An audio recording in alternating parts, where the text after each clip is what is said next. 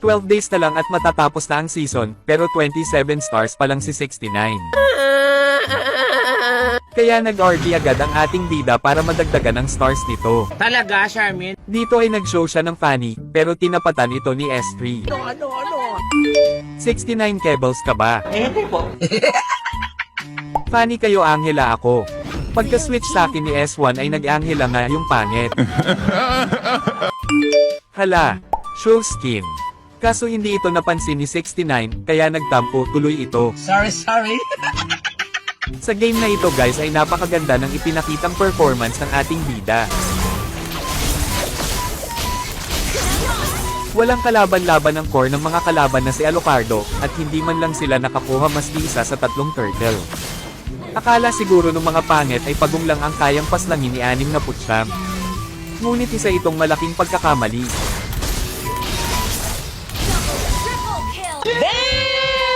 Siyempre hindi mawawala ang pagpapakitang dilas nito. That's crazy. Medyo napagtripan lang talaga nito si Louis, dahil nang agaw ito ng buff nung early game. At tuluyan na ngang natapos ang laban. Next game. Bukod sa lineup ng mga ito, ay sa skin pa lang alam mo ng halimaw ang mga makakalaban nila. Wala na, finish na. At gaya ng inaasahan ay nahihirapan na nga si 69. Pero syempre ay gumanti ito kay Boy Sibat. Dito ay pinapastart niya na ang Lord sa mga kasapi niya habang pasimple itong nag-i-split wash. Susubukan sana itong takutin ni Aurora. Kaso wala talagang kinakatakutan ng ating bida. Habang payapang naglo-lord ang mga bayani ay biglang sumulpot si Elsa upang gambalain sila.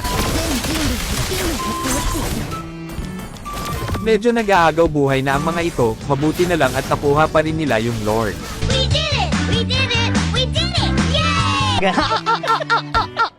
Kaso mukhang tinamaan ng sibat si Jennifer. Ngunit wala siyang dapat ikabahala dahil ipaghihiganti siya ni 69. Tang inang lamok galit, nainit ng ulo. Grabe, masyado talagang ginagalingan ng mga kalaban kaya tumatagal ng husto yung game. At sa kasamaang palad ay isa-isang pumapanaw ang mga kasapi nito kaya tamang split push na lang si 69.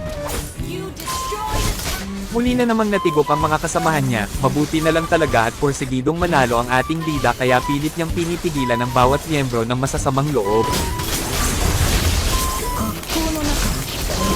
Hindi ko alam kung paano napunta dito si Boy Sibat pero kailangan niya na ring magpaalam. Sa sobrang tagal ng laban ay umabot pa ito ng 25 minutes. At syempre ang mga bayani pa rin ang nagwagi bandang huli.